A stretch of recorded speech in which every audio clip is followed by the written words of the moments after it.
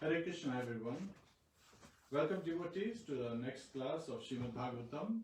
Today we'll be studying Śrīmad-Bhāgavatam 10th Canto, Chapter 38. Akrūra's arrival in Vṛndāvana. So, this is a wonderful pastime, so we have some wonderful lessons to share today, and they are for us to take, practice in our life and take to our hearts so that we can continue to engage in devotional service and make immense amount of progress in our journey in this very life. Hare Krishna. Please join us. We'll do little Kirtan followed by studying Śrīmad-Bhāgavatam, and at the end doing Narasimha-Devati.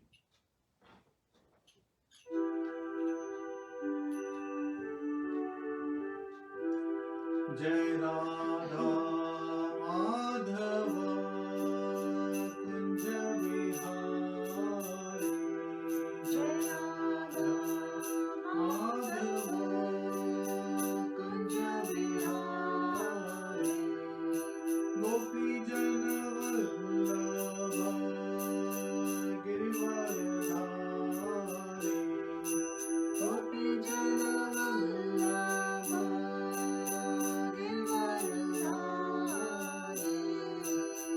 Yashodanandana Vrajana Ranjana, Yashodanandana Vrajana Ranjana, Yamunatira Vanachari, Yamunatira Vanachari, Jai Radha Madhava Kunja Vihari, Jai Radha Madhava Kunja Vihari, Gopi Jana Vallabha Girivardhari, Gopi Jana Vallabha Girivardhari,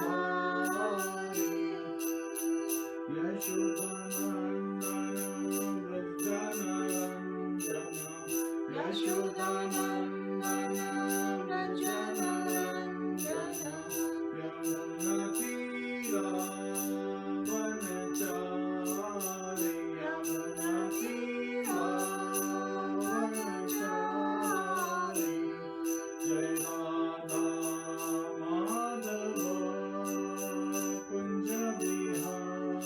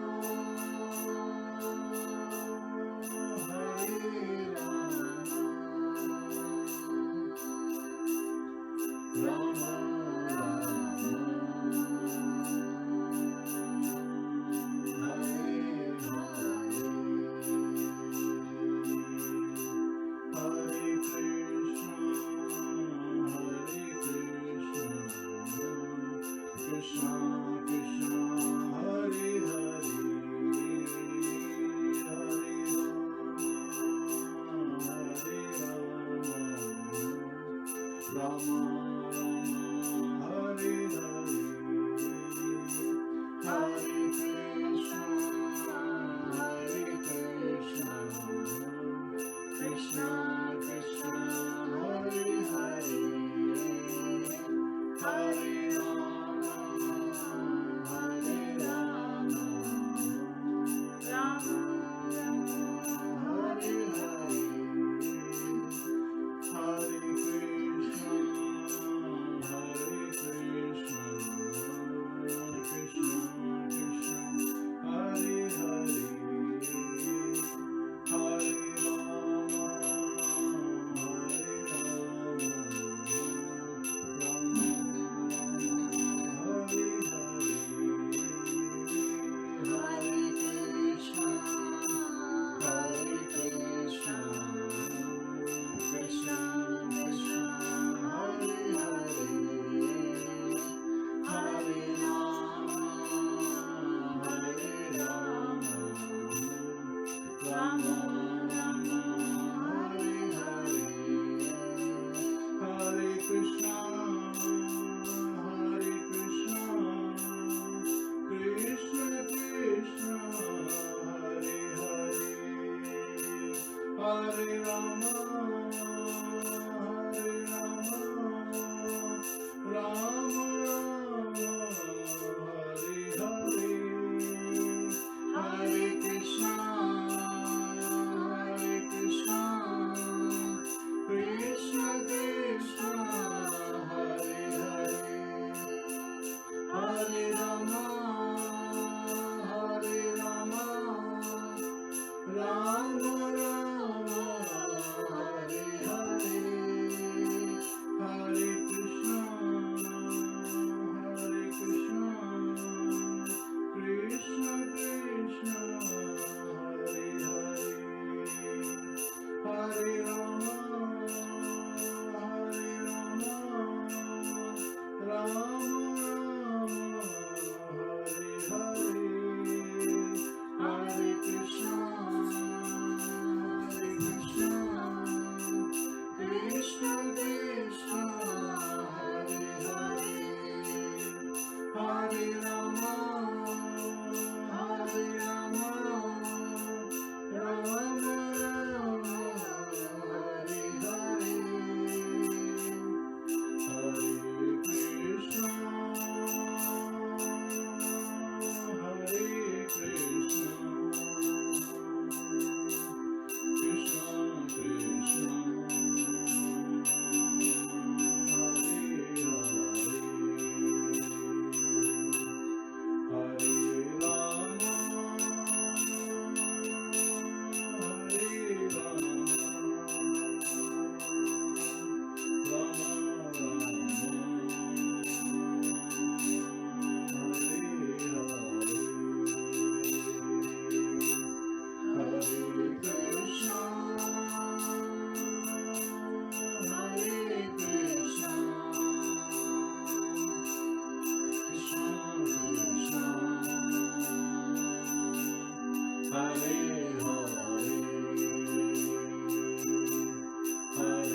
Rama Hare Rama, Rama Rama Hare Hare, Hare Krishna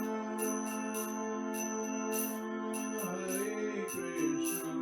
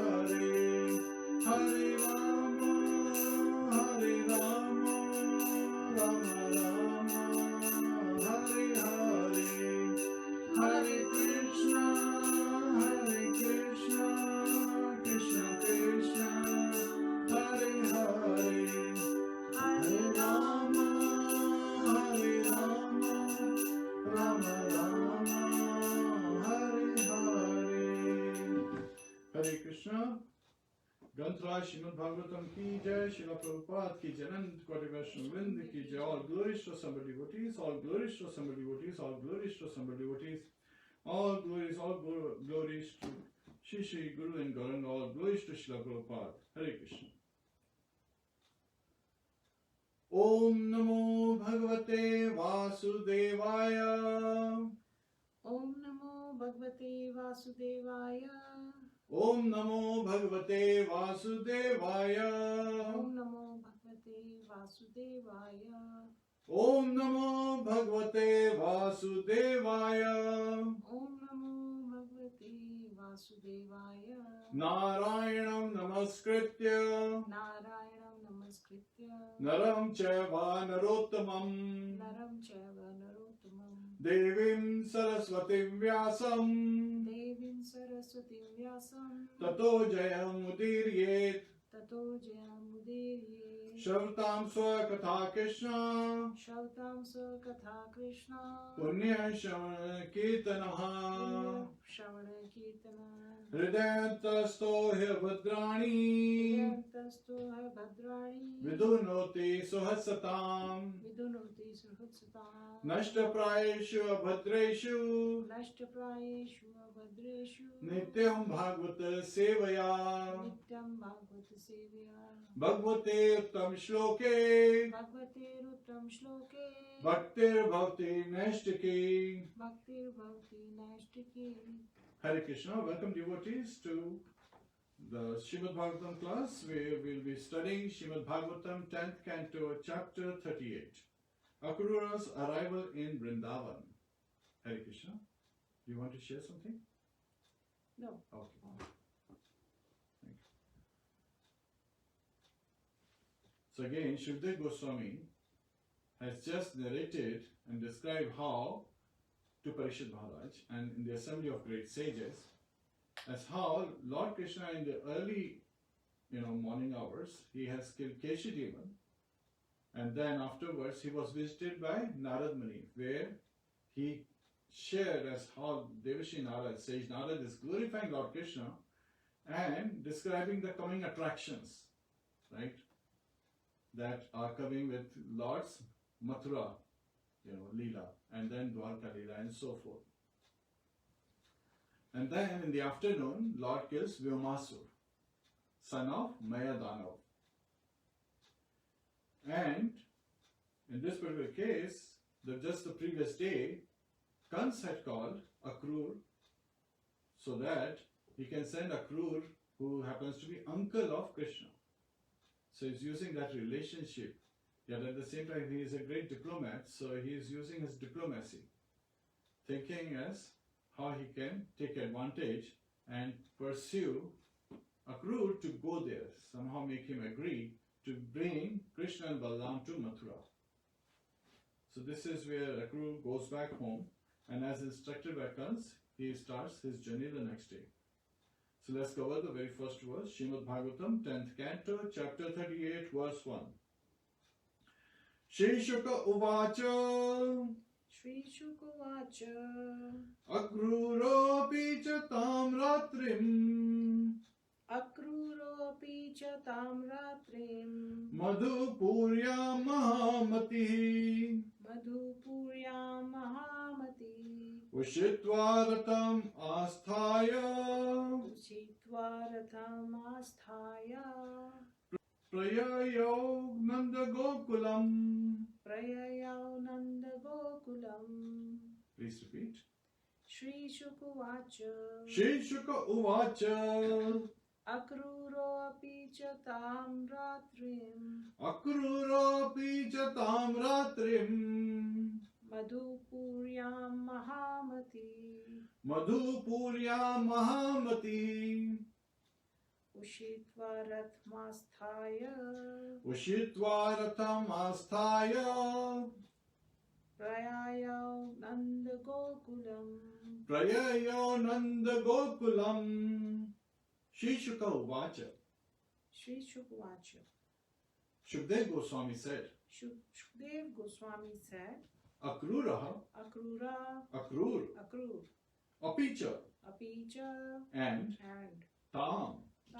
that that Ratrim, Ratrim, night, night, Madhupuryam, Madhupuryam, in the city of Mathura, in the city of Mathura, Mahamatihi, Mahamati, high-minded, high-minded, Ushitva, Ushitva, remaining, Ratham, his chariot, Asthaya, mounting, Prayayau, he set off, Nanda Gokulam, for the cowherd village of Nand Maharaj.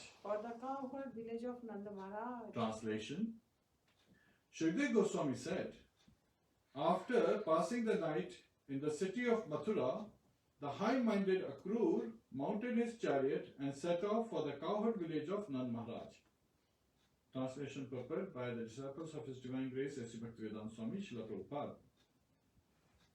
King's Kans ordered Akrūra to go to Vṛndāvana on the Ekadashi of the dark fortnight of the Vedic month of Phalgun.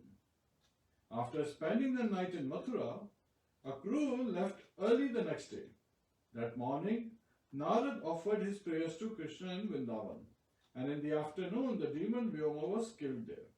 At dusk, Akrūra entered the Lord's village. Hare Krishna. Namo Vishnupadaya Krishna Pishtaya Bhutale Śrīmate Bhaktivedanta Swami Niti Namine Namaste Saraswate Deve Gauravani Pracharine Nirvishesha Shunyavadi Pashyate Deshatarine Om Jnana Timrandasya Jnananjana Shalakaya Chakshurmilitam Yena Tasmai Shri Guruve Namaha Mukham Karoti Vachalam Pangum Langhayate Girim Yat Kripatadaham Vande Shri Gurum Deenataranam Hare Krishna Krishna Krishna Hare Hare Hare Rama Rama Rama Hare Hare. Hare Krishna. So this is a premeditated plan of Kans, that he has asked Akrūra to take a golden chariot that has not been used by anyone yet. So it's a brand new chariot, and he's pursued Akrūra to he has made him agree that he will go taking this rath to Vṛndāvana, to Gokul, and bring Krishna and Balaram. Because what has been happening till now? Kans was sending various demons. He had sent Putana to kill all the babies who were born in last 10 days. Then he sent Purāṇa. So these demons are going but not coming back. So he is understanding that they are getting killed by Krishna. But he doesn't know who's that boy who's killing all these demons, because he is not hearing any return news, right? If you hear a return news, then you get to understand that what has happened. But he is in complete darkness, so he's wondering what's going on. So now Devashi Narad, on the occasion of Ekadashi, such an auspicious day, he has revealed to Kans that it is Vasudeva who has transferred Krishna, his 8th son, to Nand Maharaj's home, and it was Nand Maharaj's daughter that he brought back. So the 8th son is the cause of your death, and so you have to take some action. And Akrūra is meditating how to do this, because he is realizing if he sends another demon, because he sends Keshi, and he has asked Akrūra to go the next day. So Keshi, as we heard, he runs at the speed of mind. So he takes the form of a giant horse, and he's running with the speed of mind, going to Vṛndāvana, and there he challenges Krishna. And yesterday we heard as how Lord Krishna kills the Keshi demon. And again, if Keshi was successful, Kans would have known immediately, because Keshi runs with the speed of mind. He would have just come back and found him, that yes, I have killed Krishna. Then he would have stopped Akrūra from going there. But he hasn't heard any news. And next morning, Akrūra goes, on the golden chariot that has never been used, because he feels that this is the perfect chariot. Now, however, during the conversation with Kans, Akrūra gives him good instruction. When Kans is making all these plans, he's saying, we need to bring them here. So he's trying to think that I need the home field advantage. Because every time my demons are going to Vṛndāvana, and Krishna has the home field advantage, right? In Hindi there is a saying कि अपने घर में तो गीदड़ भी शेर होता है. So at one's home, one who may be as big as fox but behaves like a lion. So he's thinking in those terms because he has the demonic mindset. He's thinking that there are some advantages that Lord Krishna has because of being in Vṛndāvana, that is his home ground. And all the demons that he is sending, like Vatsasur he sends, is getting killed. Putana, Bakasur, Aghasur, all of them are getting killed one after another. Even Arishtasur got killed. So he's wondering, what is the cause? And to his mind, it appears like if I can have the home field advantage, if I can get Krishna and Balaram here in Mathura, then I will have the home field advantage and I can win. So this is in a demonic mindset. He is making all these plans. And he is revealing these plans very nicely to Akrūra. So on Ekadashi day, he is revealing this to Akrūra that Akrūra should go to Vṛndāvana and bring Krishna and Balaram so that Kansa gets the home field advantage. And that he would be able to kill Krishna and Balaram, and not just them. Because when Akrūra will bring Krishna and Balaram, of course, Nand Maharaj will follow along with cowherd men. And then he would get the opportunity to kill Vasudeva and Nand Maharaj also. And then the next plan is to kill his own father, Ugrasen, and Devak, his brother. So this is the way a demon thinks. So he's thinking with that mindset, that I will destroy all these religious people who are, showing me opposition, and thus I will rule very nicely in the association of other demons who are very good friends of mine. And who are those? So he is naming Narkasur, Dravid, the monkey, and Banasur, the eldest son of Maharaj Bali. And he is also referring to his father-in-law, Jarasandha. So we'll hear more about Jarasandha and all these personalities in the coming attractions. In next few lessons and chapters, we'll hear more about them. So here comes he's making all these plans, and Akrūra, he understands that, as a Yadava, as an eminent personality among Yadus in Vrishni dynasty, he has to be very polite, yet facing all the atrocities of Kans, and even put in this tough position, because if you think everyone that Kans is sending, they're getting killed. So somebody could say that Akrūra is also being sent by Kans. So there is a danger to his life also. But Akrūra is a pure devotee of the Lord. So in relationship, in Bhāma Vṛndāvana Leela, and when Lord Krishna appears, at that time, when he appeared, Akrūra appears as his uncle. So he is a pure devotee of Lord. He already has love of Godhead developed in his heart. And whatever is little tinge of material contamination is going to get purified in this journey of Akrūra, going to Vṛndāvana and bringing Krishna and Balaram to Mathura. And then we will also see in Samantika Jal story that because of the association of Kans, there were some impurities that were there. And however, Lord Krishna even purifies him of those impurities and makes him understand his position properly. So here Akrūra has gone back home at night on Ekadashi. On Dwadashi in early morning, he is heading to Vṛndāvana. So by this time, as Akrūra is leaving, as per the plan Kans had said, he has not heard from Keshadeva. So what is the conclusion Kans is driving? He doesn't have to stop Akrūra, because Akrūra should go and get Krishna and Balaram, because they just had the home field advantage again. And they just killed one of his, great friend Keshadeva. So understanding this, he doesn't stop. Of course, Akrūra, he gets up very nicely, and he has to reach Vṛndāvana by dusk time, as the sun is setting. So Akrūra starts his journey on this golden chariot, and he is wondering, what is this? What kind of pious activities have I performed? that this opportunity has come my way, that I will be able to see Lord Krishna and Lord Balaram face to face. Brahmano bhavite kaun bhagavana jiva guru Krishna prasadapaya bhakti lata vijay. So here, Akrūra's position is like that we living entities are wandering in this material world, going from higher planets to lower planets to middle planets, just because we are engaged in various kind of activities. Yet at the same time, by one fortunate position, one gets Guru Krishna Prasadapaya. Lord Krishna as Chaitya in our heart. He, when we surrender, even Agya Sukriti, when we perform any Agya Sukriti is pious activities performed unknowingly. So, if we have performed any pious activity even unknowingly, then Chaitya Guru makes us fortunate enough and manifests in the form of a spiritual master, a bona fide spiritual master, whose shelter we can take. So Srila Prabhupada used to say that he is a representative of God.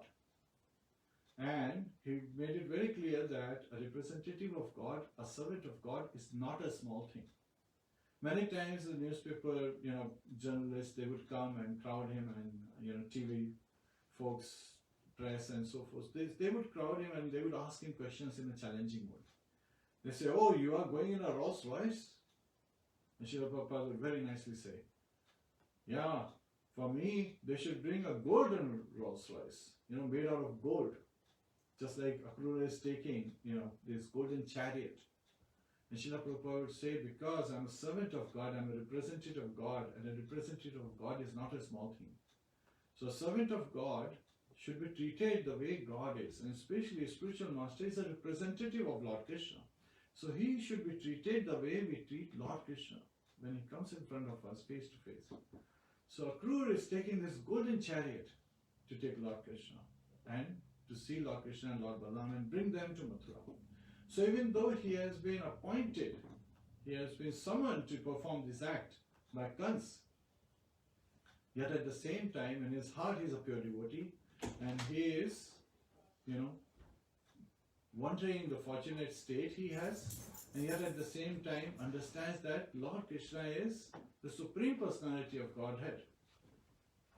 And so he would understand Akrūra's position, that even though he is carrying out the duty assigned to him by Kans, in his heart he is a devotee, a pure devotee of Lord Krishna. So with that mode, Akrūra is heading on his taking the chariot on the path to Vṛndāvana. And as he is traveling, he is constantly immersed in glorifying Lord in his heart. And these verses where he is thinking about Lord Krishna appear like poetry. They appear very, he is on a wonderful journey. So sometimes when we are on a long journey, sometimes we turn on our radios and so forth and we hear music. We turn on Kirtan and we start to chant along with it. Unknowingly we are performing, chanting of the holy name. Yet at the same time, sometimes the tendency is that we are enjoying, but these glorifications are for the enjoyment of Lord Krishna. And glories enjoy this because they feel, transcendental bliss, hearing the transcendental sound vibration of the holy name. Hare Krishna, Krishna Krishna, Hare Hare, Hare Ram, Ram Ram, Hare Hare. So when on a journey, it's always a good idea to take some, hear some kirtan and sing along and make it wonderful. And when you are singing along, when you are meditating on Lord's name, form, activities and pastime, time passes and you don't even come to know. And that's exactly what happens to Akrūra. He is a pure devotee of the Lord, and in his heart he is thinking that Lord Krishna, he would understand my position. And that, I want to have his darshan, I want to see him, and I'm so fortunate. What kind of fortune? He's even inquiring, what kind of pious activity have I performed that I am able to see Lord Krishna and Lord Balaram face to face? And these are the Supreme Personalities of Godhead. Lord Krishna is the Supreme Personality, the original personality of Godhead. And Lord Balaram is his first expansion. So Lord Balaram is the Supreme Personality of Servitor Godhead, as we hear from Srila Prabhupada. So as Servitor Godhead, he is the Adi Guru. And so, this is where the parampara comes from, that Lord Balaram is Adi Guru. Lord Nityananda Prabhu is Adi Guru. And we take shelter of Adi Guru through our spiritual master. And spiritual masters, when we refer, then we are talking of parampara, the disciplic succession. So here Akrūra is on his journey to Vṛndāvana. And as he's meditating, he doesn't even come to know when the day has passed and it is dusk time and he's entering Vṛndāvana. So it is described that Akrūra does not come to know of time. And sometimes people wonder, how is it not possible? And he is constantly meditating on Lord Krishna, and he is looking at signs, positive signs as he's traveling. He's saying that today I will surely see Lord Krishna because the deer are passing me on my right side. So again, in first canto, as Sutta Goswami is narrating as how Yudhishthira Maharaj saw inauspicious signs. That was because the cows and deers were passing on his left side, so they are called apshakun, bad omens. While when they are passing on the right side, they are good omens. So Akrūra is observing good omens, and whenever he has this consciousness of external, surrounding, as he is taking the chariot to take Krishna and Balaram. And so he is on his journey and he is completely absorbed, and it is narrated that he is completely absorbed so much that he doesn't even come to know of time. This reminds me of a story Srila Prabhupada used to speak about. Is that once there was this arrow maker. He was so busy in making an arrow that he was completely absorbed and he did not pay attention what is going on around him. So his neighbor came to him and said, "Oh, did you see such a wonderful parade? The royal army went by, the royal parade. King and the queen and all the, their associates, they walked just by from our street." And he's like, "No, I did not pay attention because I was so busy in sharpening the arrow." So that is the level of concentration, that you don't even come to know of time. You are completely absorbed in chanting the holy name, in remembering the name, form, activities, pastimes of Lord Krishna. So these are the signs of a pure devotee. And as soon as he enters Vṛndāvana, he sees, the footprints of cows' hoofs, and right beside them he sees the footprints of Lord Krishna, carrying the mark of lotus flower, barley, carrying, Vajra mark, carrying the mark of Sudarshan Chakra, even the bow. So in his right foot he has the mark of a bow, he has the mark of, the baby for sacrifice, there is a mark of crescent moon, corn is also there. On the left one is the baby for the sacrifice, and gold, the flag, and lotus flowers, and so forth. So again, barley is there, as well as, the signs are there, along with Vajra, that's also there. So he's looking at these signs and he immediately jumps out of his chariot. He stops the chariot, jumps out, and immediately pays obeisances to the footprints of Lord Krishna. So earth is blessed because Lord Krishna walked on it for 5,000 years back. And so Akrūra is completely immersed. Now, somebody could say Akrūra, by doing this action, is endangering his family and his life. Because what if Kansa had sent a spy behind Akrūra? And he would see that Akrūra is a great devotee, that would be revealed. That Akrūra is a great devotee of Krishna, and he's paying obeisances to the footprints of Lord Krishna on the soil. And he is immersing, constantly paying obeisance again and again.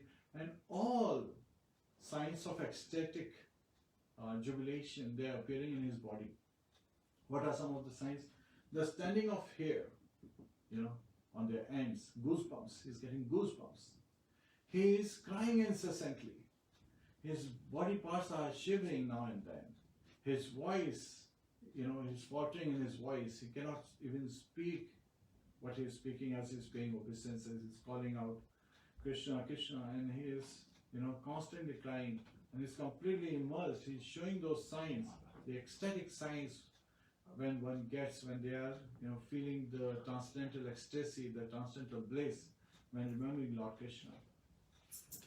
And he doesn't even think that this action could endanger my life of my family who are back in Mathura. So he is showing signs of a pure devotee. He's a pure devotee of Lord Krishna. And so then he continues his path, and when he reaches Nand Maharaja's home, what does he see? What does he see? He sees Lord Krishna and Lord Balaram, they are supervising the milking of cows. Surbhiya Vipalayantam, that's the activity Lord Krishna is engaged in.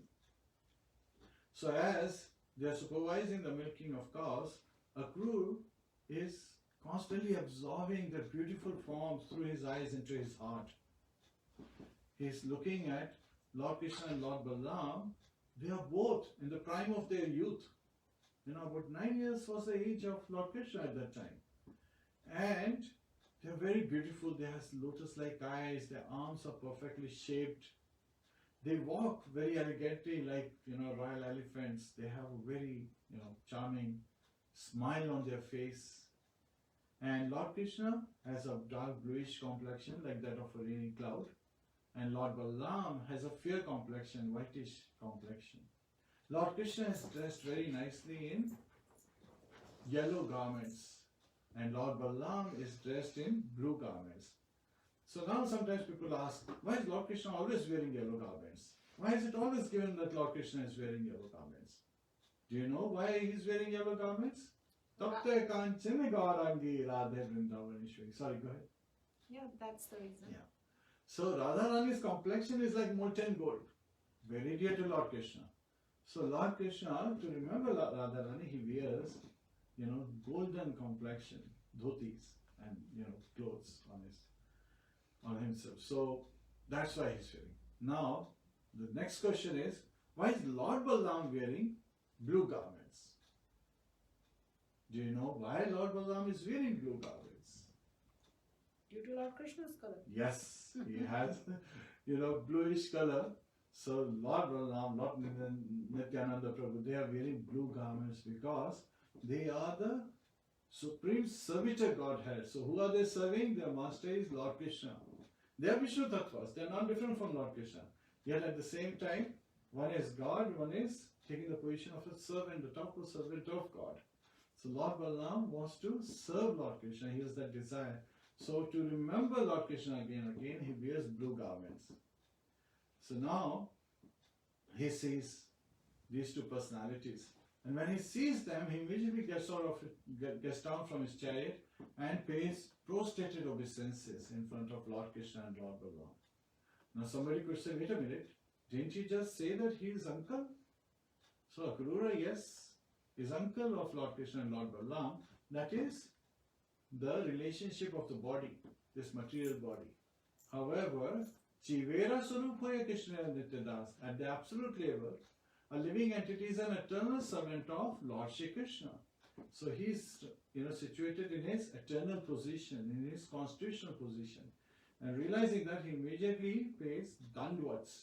Dand means rod.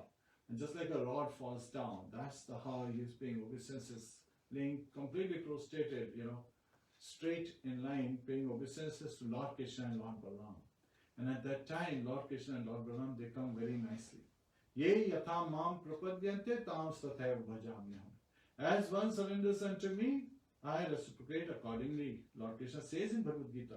So when the demons were coming, they were challenging Lord, so Lord was accepting their challenge and killing them one after another.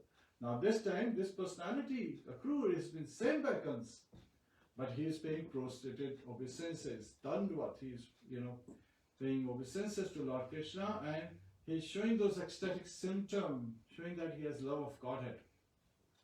Seeing him, Lord Krishna and Balaram smilingly approach him, and Lord Krishna gives him his hand and carries him. So as Lord Krishna is, giving his hand to Akrūra and, making him get up, at that time it is said that his hand were marked with the wheel of a chariot. So this, when you hear, you are reminded of that wheel of chariot that Lord Krishna carries, and attacking Bhishmadev, just to protect his devotee Arjuna. Such a wonderful image of Lord Krishna that comes because he wanted to protect his devotee, Bhakta Vatsal. So that's another. Lord Krishna keeps his devotees very close to his heart. So that is where he is signaling to Akrūra that don't worry, I will kill Kans. And Lord Balaram, with both his hands, he holds the hands of Akrūra and helps him get up. And they bring him in the house. So in the palace of Nand Maharaj, they bring Akrūra. And now this is how it is said that there are two important instructions we get from first Akrūra. As he enters Vṛndāvana, he pays obeisance and puts the soil on his, the dust, which is like lotus dust of Vṛndāvana on his hand and smear on his body. So that is how Prabhupada said when one enters Vṛndāvana, they should first pay obeisances to the land where Lord Krishna performed his glorious pastimes and smear the dust on our head. And then here it is said that when one is being welcomed, so if there is somebody who comes and visits us, we call him Atithi. Atithi means guest, right? And Akrūra has gone there as Atithi. Atithi means Tithi means date. So one who arrives unannounced, so you don't know when they are arriving. So that is the case of a guest who comes unannounced and just comes, and at that time you should still welcome the guest. And Lord Krishna is showing us as how such a guest should be welcomed. And so he brings Akrūra inside, gives him a first-class seat, the best place. And here Srila Prabhupada in Krishna book is explaining to us, instructing us that when somebody comes, based on one's capability, one should offer a nice sitting place. And even to an enemy, one should, greet him and welcome him in such a manner that the enemy does not even get a tinge of that feeling that he's an enemy. He should feel as our very close friend. With that mode, we should welcome someone who comes to our home. And if somebody doesn't have enough facilities, they should at least offer some water and at least a seat, even on a mat. If you don't have the sufficient paraphernalia to welcome a guest. And then Lord Krishna is revealing, not just he gives him a very nice seat, he brings water and washes his feet himself. So this is where Lord enjoys serving his devotees more than the devotees enjoy serving him. So Lord, he's always wanting to understand what is the pleasure that the devotees are getting. And that's why Lord Krishna, wanting to understand the mood of Radharani, he appears as Chaitanya Mahaprabhu to really enjoy the transcendental bliss that Radharani is experiencing, because he understands when he is with Radharani that she is completely absorbed in transcendental bliss, and he is not able to understand what is it that she is experiencing. So he appears in a mood, as Chaitanya Mahaprabhu. Reminds me of a very nice incident that one, Lord Krishna and Radharani, they were on a swing, swinging together. And at that time, Madhu Mangal was playing nearby, and he sees that there is a bumblebee, the black one with a yellow mark on his shoulder, is near the swing and could be disturbing Krishna and Radharani. So at that time, he uses his cloth to ward it off, so that way the bee doesn't disturb. And then he is very happy that now Krishna and Radharani can, nicely swing without being disturbed. So he is saying, oh, I have scared away the bumblebee. Now, when Radharani hears this, she is, on the swing, right beside Lord Krishna. Yet she suddenly becomes very sad, thinking that Lord Krishna has left. Madhu Mangala has made Lord Krishna leave. And Lord Krishna is surprised. I'm sitting right beside her. But she is suddenly feeling this, in the mood of separation, she is feeling sad. Yet at the same time, Acharya has explained that she is feeling this transcendental bliss. Because in the mood of separation, her love is increasing, her pleasure potency. She is the pleasure potency of Lord, and she is, increasing that way and experiencing transcendental bliss, even in the mood of separation. So that is the mood Lord Krishna wants to experience. So he is showing us as how to welcome a guest. He washes Akrūra's feet. with nice cloth and all that. And then he offers nice, food stuff for Akrūra to eat. Now this happens to be Dwadashi, and in the evening Acharyas explain on Falgun Dwadashi, one should not break the fast, because the fasting is on Falguns. This is the lunar month, where the waning moon is there, Krishna Paksh. So at that time on Dwadashi is when the fasting is done. So one should not break the fast, yet at the same time Lord Krishna himself is giving. So how can Akrūra, who is a pure devotee of Lord Krishna, say no to Lord? So he immediately accepts it, because one accepts whatever Lord gives as his mercy.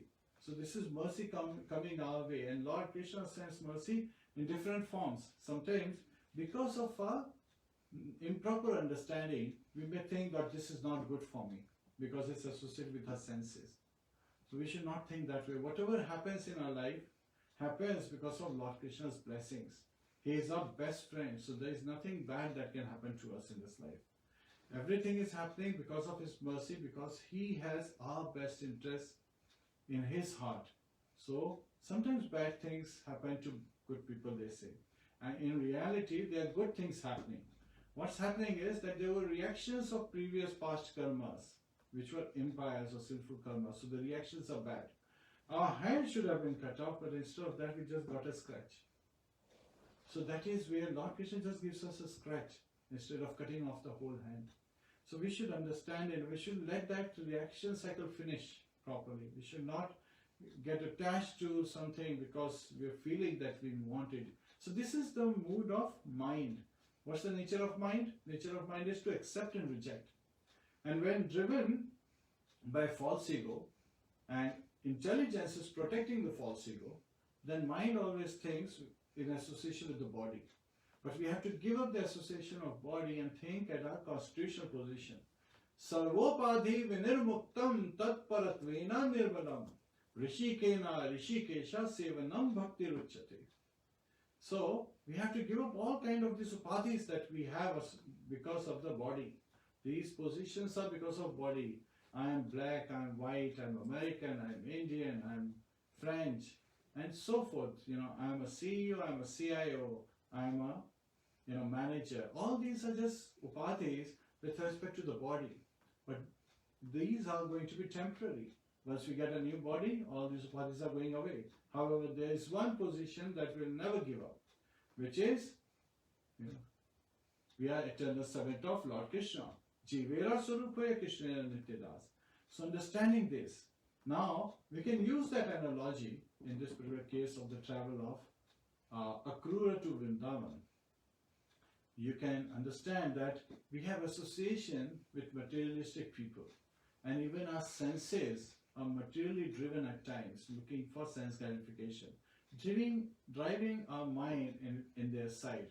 And as Srila Bhakti Siddhanta Saraswati Goswami instructs us, that in the morning when he gets up, he takes his shoe and beats his mind 100 times. And then in the evening, he uses his broom to beat his mind 100 times, so that the mind can engage in Lord Krishna's service. So that's what we should do. Make it understand that we are not looking for sense gratification, rather we are looking for the gratification of Rishikesha, who is the master of the senses. And just by serving the master, all our senses will automatically be happy, satiated, and completely calm, at rest.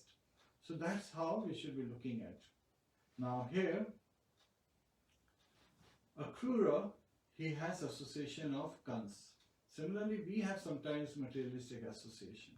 And that association causes us to drive us away from Krishna. But we should take, just like the golden chariot Akrūra is taking, we should take our heart to Lord Krishna, welcoming him to come on board as living entities. So Akrūra, when he is so nicely treated by Lord Krishna, because he has taken many steps towards Lord Krishna. So Lord Krishna is taking many steps towards his heart, to enter his heart. So here, Lord Krishna, very nicely washes his feet, makes him rest, gives him nice food stuff, asking how everything is, and understanding that Kansa is there, who is a very demoniac king, And how can there be any happiness, especially for the Vrishnis, descendants of Yadu dynasty?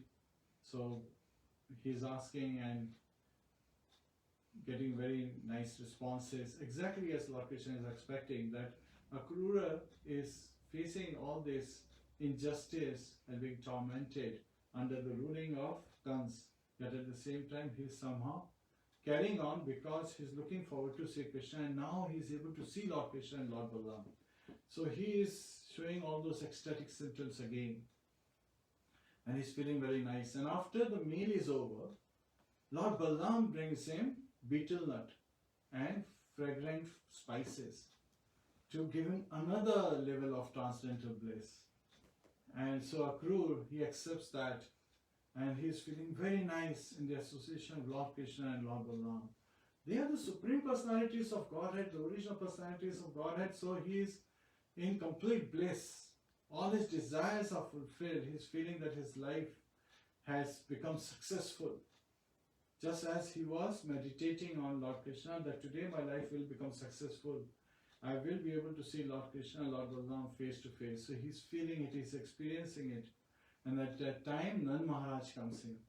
And he, looking at Akrūra, embraces him, makes him sit down, and then he's asking, how are you doing?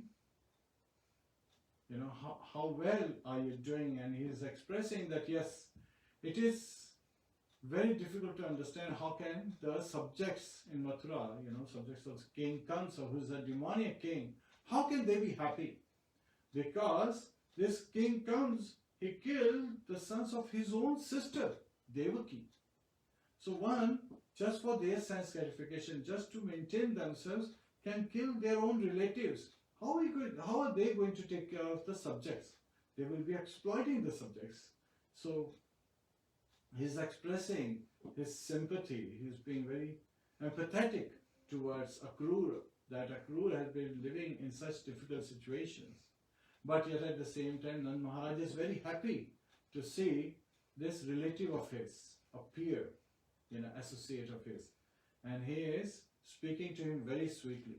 And at that time, this is where the chapter ends, and Akrūra is feeling very nice.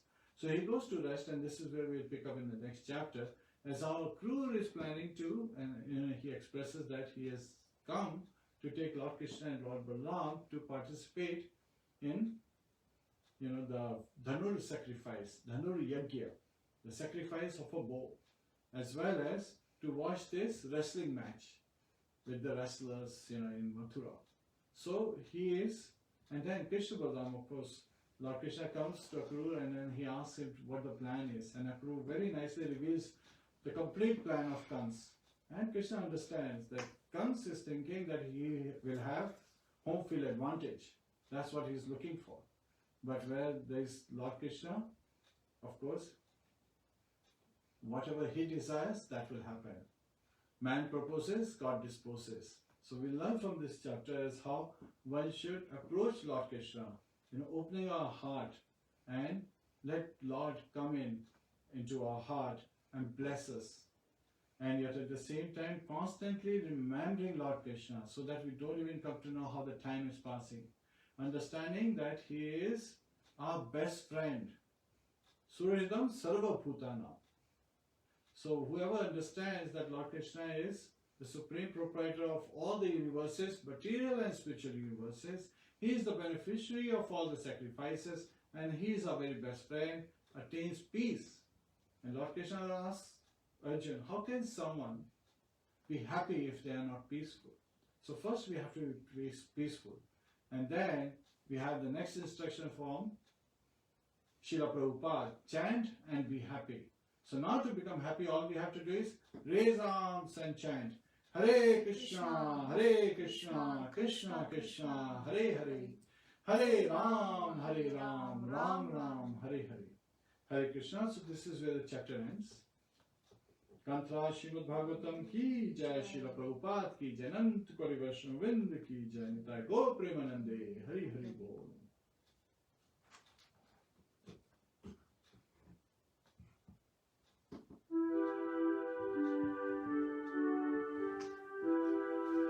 Namaste Narasimhaya, Namaste Narasimhaya, Prahlad Lad Laine, Prahlad Lad Laine, Hiranyakashipu Vaksha, Hiranyakashipu Vaksha, Shilatankanakalaye, Shilatankanakalaye, Ito Nasimha Parato Nasimha, Ito Nasimha Parato Nasimha, Yato Yato Yami Tato Nasimha, Yato Yato Yami Tato